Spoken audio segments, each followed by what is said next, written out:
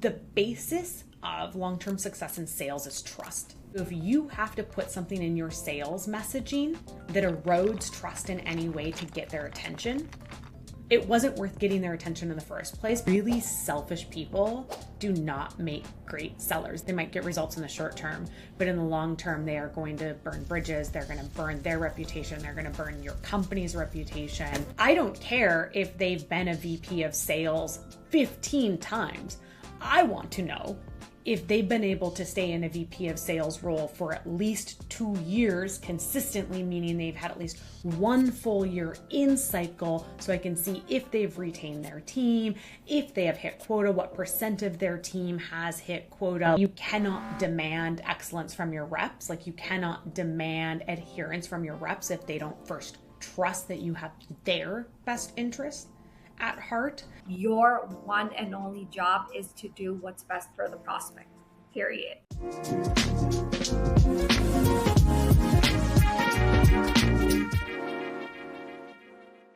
Hello, everybody. Excited to have you on this new episode of Parakeet in the Nest. Today, we have Leslie Venetz.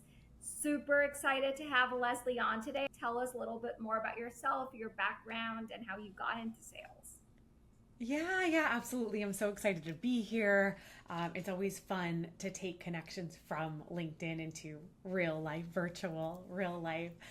So very much looking forward to this chat. Yeah, it was about 4 years ago that I got really serious with LinkedIn. It was like late 2020 because I wanted to share all of this knowledge in my head. Like, I just was feeling really called to share knowledge in a way that made it accessible, like tactical, actionable for people, because I knew how much reps were struggling. And one of the things I was hearing again and again was, I'm not getting this support from my manager. I'm having trouble figuring out how to sell in a way that feels authentic to me.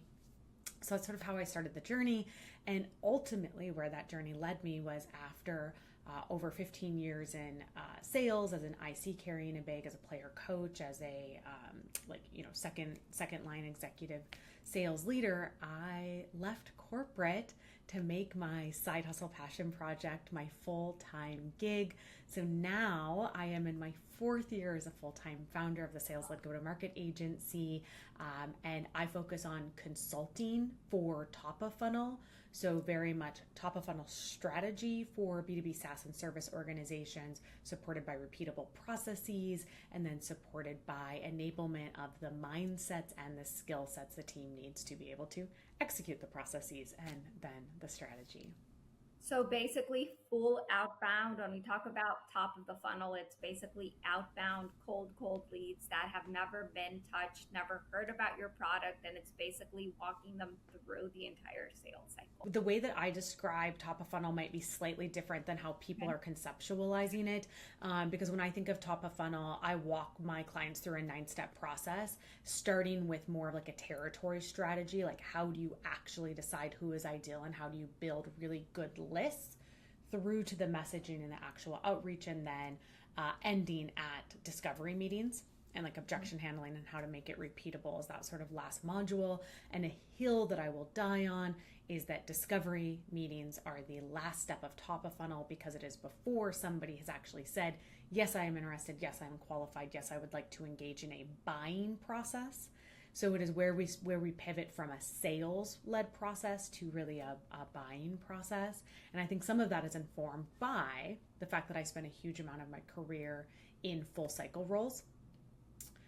So leading full cycle teams, or as a full cycle seller myself. That was my first sales role, which I was not called to sales. I know very few people that were actually like called to the profession of sales. I think most of us stumbled in my mind when you said that. I just like the word stumbled came to my mind too. Yes. I took a job with a global business intelligence company straight out of college. I had just moved from Montana to Chicago without a job, and I was interviewing for all of these you're based out of Chicago. I was interviewing for all of these like marketing and like nonprofit management jobs, because that's what I had spent a lot of time during college, like donating my, expertise, time, money to. And it was just a no for me. Like they were all paying like, 25K a year, and that was it. And I, even at that very young age, knew that not having more control over my finances, like my financial outcomes and my financial potential, just it did not sit well with me. So I ended up taking a sales job because there was more opportunity for that financial freedom. But even when I took that job, in the back of my head, I thought, I'll do this for a while until a better job comes along. And within 2 weeks, I had a moment of, oh no, I'm really good at this and I really like it. And I can see myself making a lot of money with this. This is like something I can probably develop, right? Yeah, I don't think I was at the money part yet. Like that was a hope at that point. But my first job out of college was I had an 18K base. So I was skipping meals to pay my bills. I was like I did not have enough money in between, like when it got close to paycheck time, to even be able to like afford the 225 to take the train. It was walking like the 4 miles to and from my apartment. So the money piece wasn't there yet. Something that you said about the 9-step process, which is one of my favorite things, which is prospecting. And I think that's one of the biggest things in general that sales and enablement teams are missing out on. They think it's just as easy as like buying a data tool, plugging your SDR team or your BDR team into that, and like go ahead, prospect on your own, like find your lists, or buying lists or just providing lists that somebody that isn't even involved in like the buying process or has never even sold the product just build out the list. And that sort of steps into like what you talked about, full cycle sales, because I think prospecting is the most important part, like when you're actually starting the entire process, because if you're not hitting your correct ICP or you're not targeting the right potential buyers, like it's a waste of your time and like energy and everything in your entire process, right? It's so true. Yeah, so my debut book is about to drop. It drops on August 5. It's available to pre-order now. Yes. But the topic is profit generating pipeline. And not surprisingly, to your point, Cynthia, where it starts is with that territory strategy. That's like, it is not enough to think about your TAM, your total addressable market. Like, it doesn't matter who in the furthest reaches of your imagination could buy from you. Like, that's crazy, but so many people stop there and take a sort of boil the ocean approach. You see folks that are slightly more successful niche down a little bit, and they'll at least think about who's more qualified to buy. But even then, if you ask them who their ICP is, or like what sorts of accounts are in their CRM, it'll be 7 different industries and like 15 different titles. And then they just let their reps loose to be like, okay, good luck in there.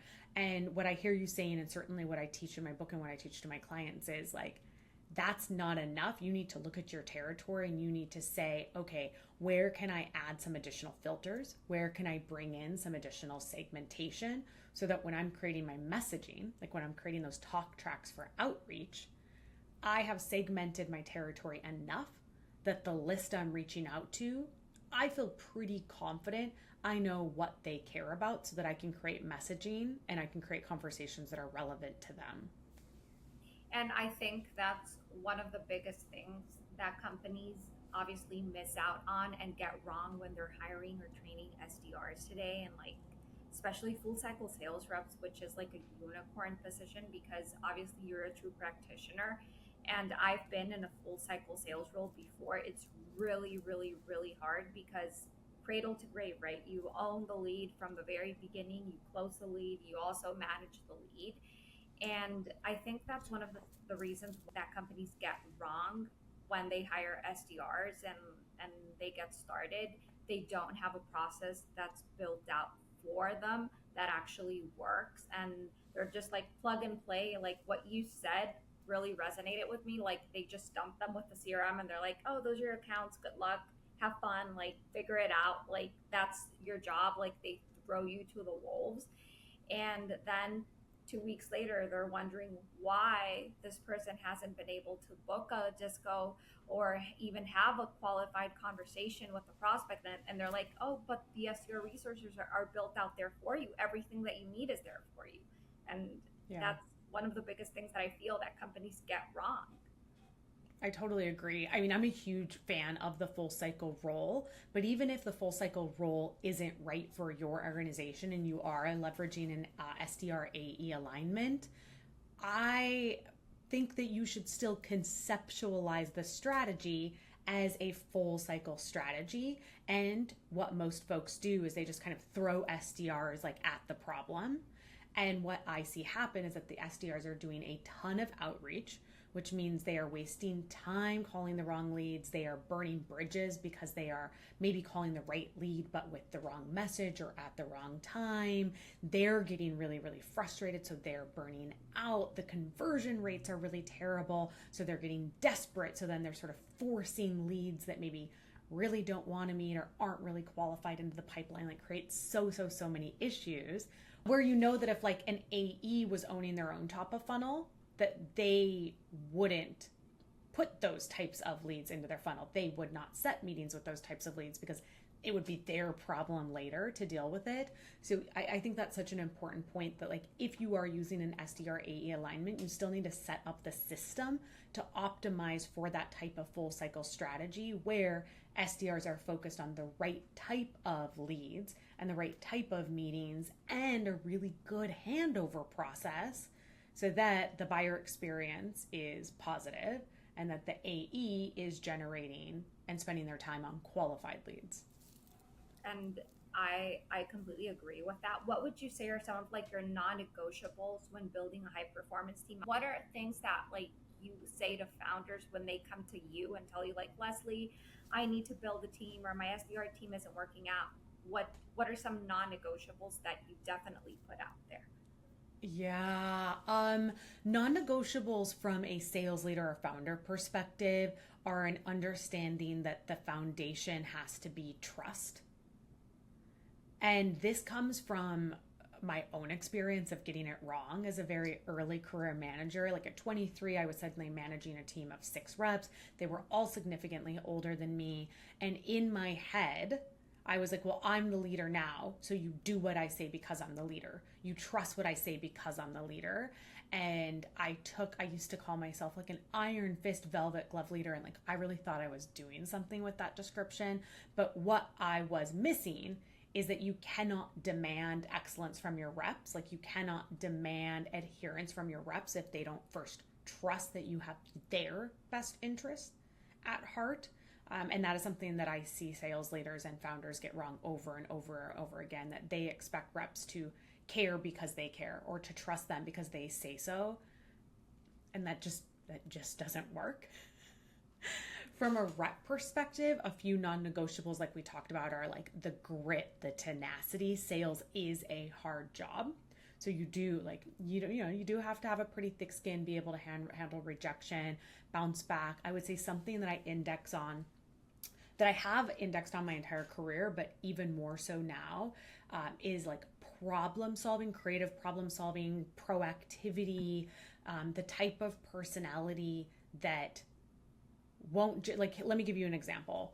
One of the biggest sources of frustration when I'm working with teams is I'll be going through their accounts and I'll see that there's an account that they just haven't contacted.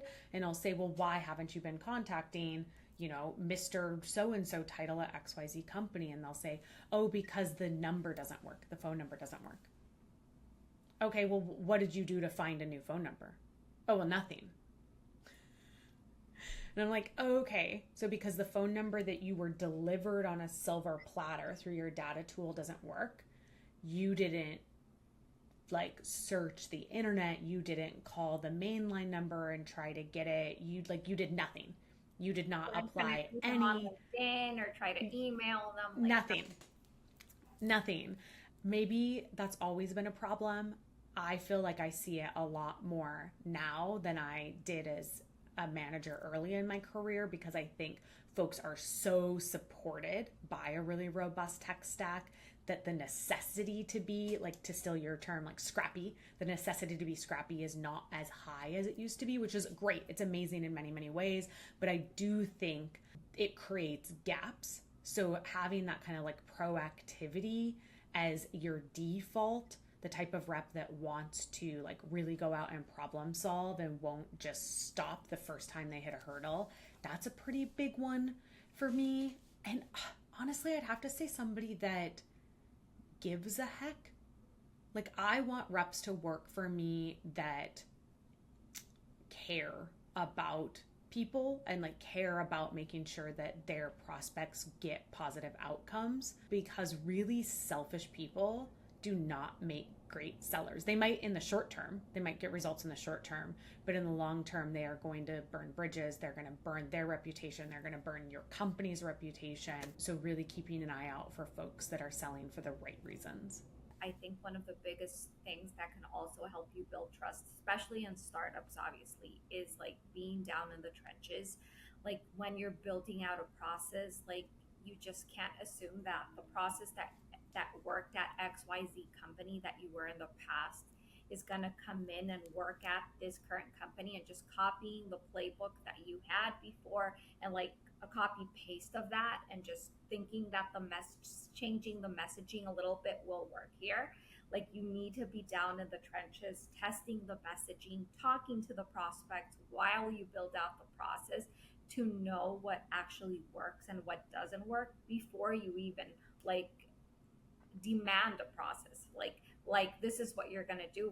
How can you even like expect your reps to trust you if you don't even know what works, right? That's one of the biggest things I see why people leave their manager, right? Oh my gosh, that two things that just made me think of. One, I completely agree. Like one of the most significant failings of sales leaders to their teams that I've seen, particularly since like 2019 and our like growth at all costs era, is that they are moving into these new leadership roles every 12 to 18 months, and all they're doing is picking up their playbook and dropping it into new organizations without thinking about what has fit for purpose at that particular organization. And then sure as shit, 12 months later it didn't work out, and now they're on to like go ruin their next sales organization. So I completely agree with you there. I think like we often hear, particularly in like the tech SaaS space, like, oh, I want to hire somebody that's seen the movie. Like, I don't care if they've been a VP of sales 15 times. I want to know if they've been able to stay in a VP of sales role for at least 2 years consistently, meaning they've had at least one full year in cycle, so I can see if they've retained their team, if they have hit quota, what percent of their team has hit quota, like what, like, I don't know. That's a whole rant that I could really go on. Sometimes you can get caught up like in the LinkedIn craziness where you see like I hit whatever 300% quota, my team, every single AE hit that. Like, yes, these are these huge Fortune 500 companies that have massive marketing budgets, but we're not talking about the small startups where everybody's just doing like the calls, the emails, the texts, just going through the full cycle, you know, outbound motions, and just trying to like move forward one day at a time. Yeah. I see so many sellers, and it's not their fault, because they also are on LinkedIn and they are seeing these people that are talking about all of these accomplishments and President's Club and 300% to quota. And then those folks are also on LinkedIn sharing their knowledge. And it sounds really good. And it's like, oh, wow, they're just sharing their hacks, their playbook that got them to all these incredible accomplishments. But what I beg of people is, before you take advice from somebody on LinkedIn, first, like, make sure that they actually are, like, they are in a position to give real advice, because I see a lot of folks that give advice really convincingly, and they just absolutely are not qualified to give the type of advice that they're giving. But assuming that this is advice from somebody, like, I'll pick on Brian LaManna because I think he is absolutely incredible. Like, he is brilliant. The way that he works, often his advice is not going to be applicable to somebody that is like seller number 2 at a service, like a services company startup. And so what I see people do is they take his advice, which is incredible advice for the right type of person, and they will try to apply it in their own situation, and then they'll get really frustrated that it doesn't work for them. So make sure as you're going through, and this applies to the advice I give on LinkedIn as well, like make sure that before you try to take the advice and drag it and drop it into your own situation and sales cycle, that it's actually meant for you and that it is a type of like sales philosophy, technique, tip, whatever, that actually serves your customer.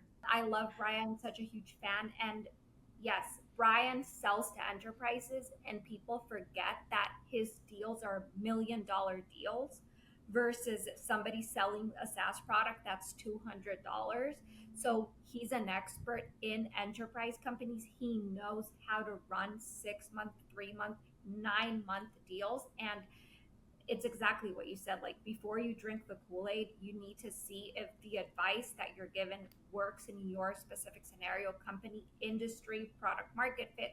There's so many things that don't translate from industry to industry. And just like from the deal size, Brian sells enterprise. Like that's a whole different deal than a small deal that's probably 5 or 2K, like completely different sales cycle, completely different buyer.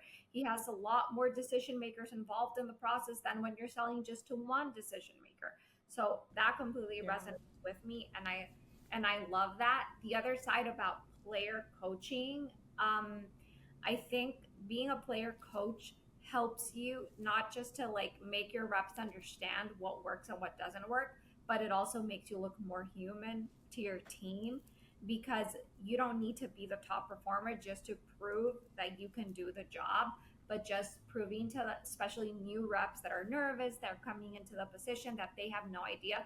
Just listening to calls that your manager did in the past gives you more credibility as well.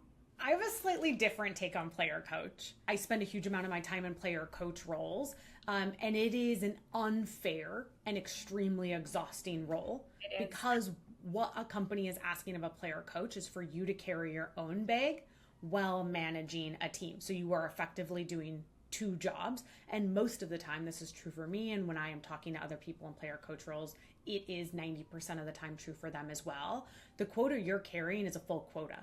Like you're not getting like a discounted quota to carry. So you are literally doing the job of a full-time seller while managing full-time sellers. That is a surefire and quick path to burnout. I think that player coach roles are extremely, extremely powerful and valuable for the reasons that you shared. Throughout my career, I have been first in seat, like opening a brand for a company and I'm their first hire in America, or I am like launching a brand new product. So I need to be a player coach for a while.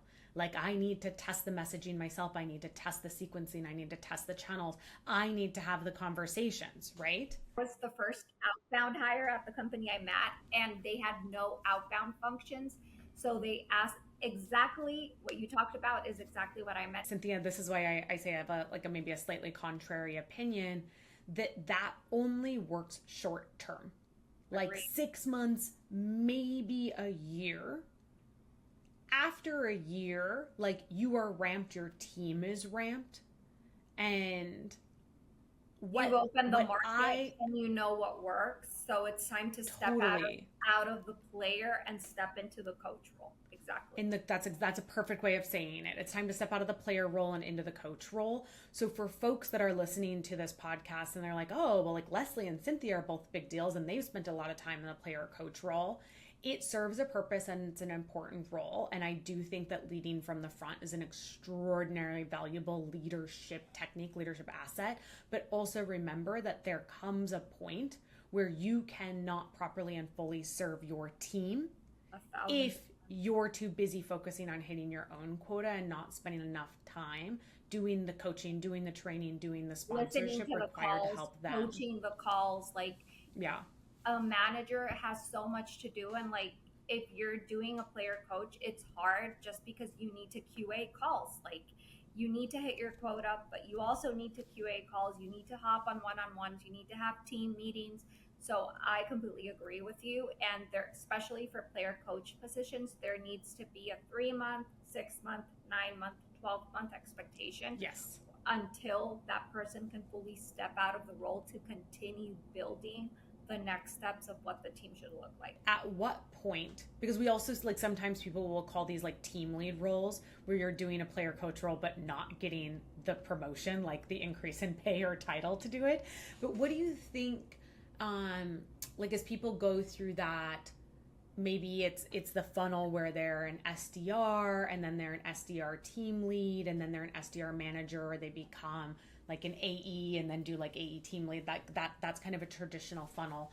At what point, Cynthia, do you think they are managing too many employees for it to be feasible to balance, like effectively balance their own quota with their team's quota? Like, have you seen a number of employees where you're like, okay, once you've hired this one, you really gotta move from that player to coach? I don't think it's a number of reps. I think it's the progress that you're making and that your reps are making. And once the numbers that your leadership or that the projections that you set are being met, that's exactly where you know you can build something new and just step into another role. It sounds like you're taking a very data-backed process. I love that. I love to hear how like focused you are on conversion rates at every step of the process. That's a ball I really see dropped, where folks either focus only on like number of calls and number of emails, or only focus on like those very like bottom of the funnel, like what was the revenue, what's average deal size, and they miss all those opportunities to say how many demos went to second step, like how many second steps went to proposal. So I love to hear how close you are tracking all of those conversion rates to help you make extremely data-backed decisions. I think it's 4 reps. I have a very, very specific number after like 4 reps, by the way. Yeah. Like you have it nailed done. Like literally, I just hit the 4 reps. Like my 4th hire. Like 4, like yeah. That's where I found that like at 4. And even as I've been, like, because I've also been like a second, third line manager. Before? How were we not friends before? Like, so, well, we were just only on LinkedIn. You literally just described my life right now. I will say like that's not just been true for me as like I've evaluated player coach roles, but as I've been like a second and third line leader, so I've like, you know, managed managers managing managers. It just shows that you're a true expert at what you do. Like you just described me, my process and everything, and being like read my mind before, and I'm like, yes, my 4th rep starts on Monday. Like it shows you're an expert. No, it really shows. Experience. That's kind. Thank you. Yeah, you know, it's and you know this too, because you have not just these conversations through the Parakeet pod, but like more broadly, I have realized now, like I'm almost 2 decades into like a career in sales, being a sales professional, and it is so clear to me now when I have conversations with people who has done the work. Like who has really done the work, like not just been in a couple of roles where they sort of did some superficial things, or maybe they like only worked for really, really big logos. And so they are like they became famous. Totally. They worked at hot startups and they have a ton of followers, and then they don't know about what being in a sales role is. Yeah. There's a few of those that I think, but even like outside of LinkedIn personalities, like as I talk to people in the like consultant fractional, like the people doing the same type of work that I do, it's shocking to me how often I encounter somebody that like can't go through the type of nuanced conversation that we are having, or like can't really dig into how to stand up a process from scratch. And so I think like one of the reasons the player coach role is an important role, and while I absolutely think that there are limits, like 4 reps or like 6 months, like you have to have those clear expectations about when you graduate out of a player coach role for it to not become a sure path to burnout.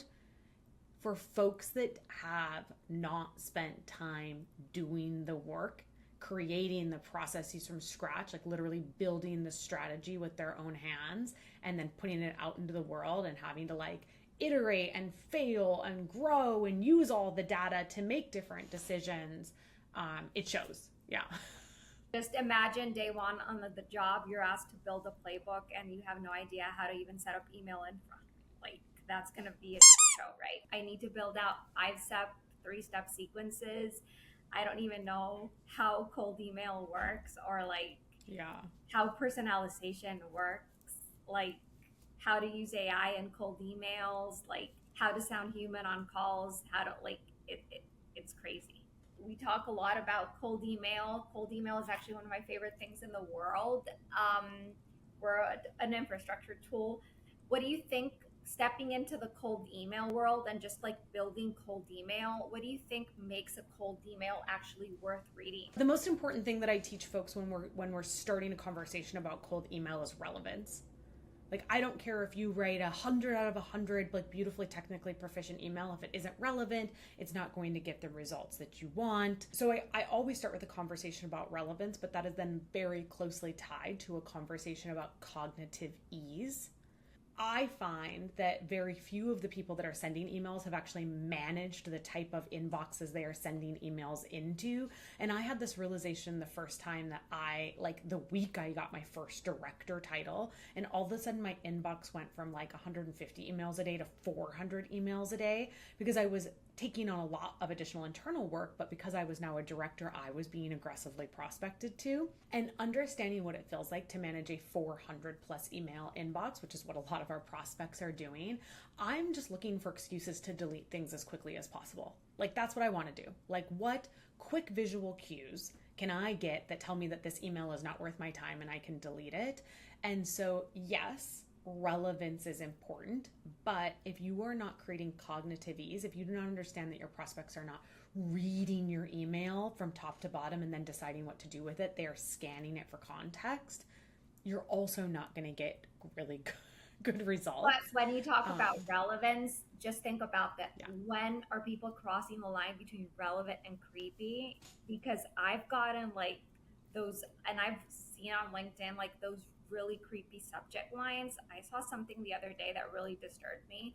Like somebody saying, why the aren't you answering my email? Like, that's terrible. Relevance means that you are saying something that matters to the recipient of the email. In no way is that like, why the aren't you answering my email? In no way are you saying something that matters to the recipient. Relevance in sales messaging means it is relevant for the recipient. It doesn't matter what you, the sender, want to talk about, because it's not about you, it's not about your features, it's not about your product, it's not about your title, it's not about you.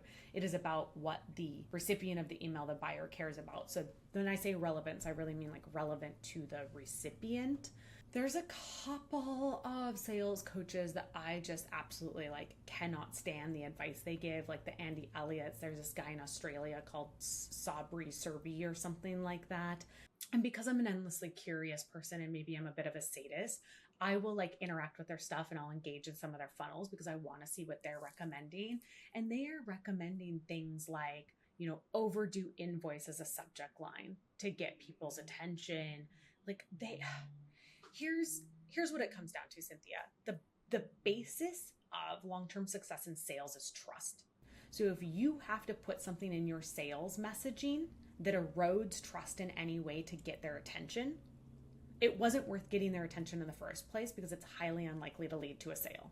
Trust. That's like one of the biggest things in sales. Your one and only job is to do what's best for the prospect, period. And that's building trust, like selling them a solution that will actually solve whatever pain point or whatever problem they have.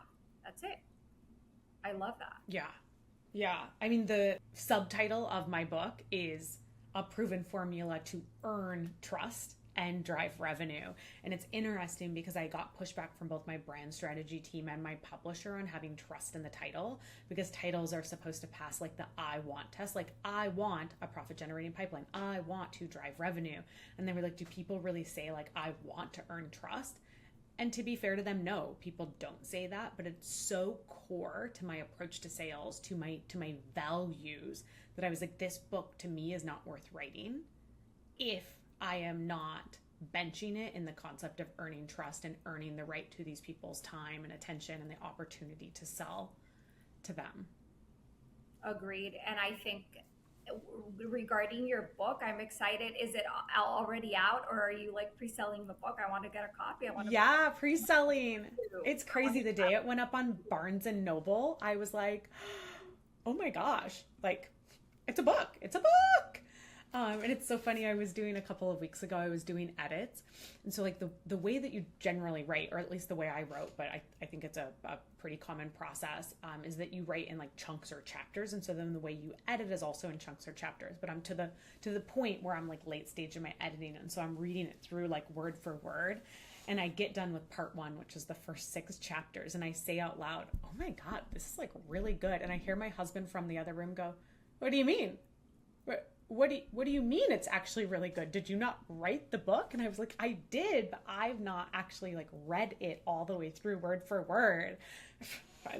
This lady really knows what she's talking about. But it does come back to the concept of earning trust and of earning the right to your prospect's attention over and over again, because I think that's so central. And I'll share something from the book about sales messaging and about that idea of like reducing cognitive ease in sales messaging, so you have a higher chance of the person opening, reading, responding. I teach the 1-10-100 rule, which means one and only one clear, concise call to action. The moment that we divide our prospect's attention is the moment that we have sabotaged ourselves, because if we give them multiple things to do, they're more likely to do nothing. So one clear, concise call to action, 10 words, meaning that you optimize for the first 10 words of the email, like your subject line and those first few words, so that your preview text is super tight. Spoiler alert, it's never, I hope this email finds you well, or I saw that your title at company, right? Like coming back to the idea of relevance. Company while I was searching LinkedIn for companies that totally. Like that's not relevant to the recipient. So if it's not relevant to the recipient, do not put it in those first 10 words, because then you are sabotaging your chance to get an open. And then 100 words total.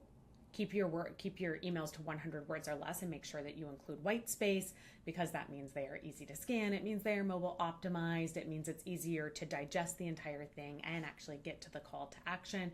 So if folks are looking for a really quick audit to do on their cold outbound emails, apply that 1-10-100 rule. Love that. And in your book, we're going to drop it in the links, guys, for when we have the recordings, and we're going to drop it so that you can also get your copy of Leslie's books. The book, I assume, also has a lot of best practices on sales myths, what to do, what works, what doesn't work on outbound. Just anybody that wants to get started in sales, that book is for you as well. Leslie's a true practitioner. She basically described my life in like 1 minute. Like she basically described my current work situation, which I love, by the way, but she basically described it, and you can learn so much from her. I want to thank you so much, Leslie, for being here today. It has been a true pleasure getting to know you, and we're definitely going to chat more offline soon. And I'm going to be in Chicago soon, so hopefully I can meet you in person as well. Yay. Okay, I'll see you in Chicago then. Excited. Thank you so much, Leslie, for joining us.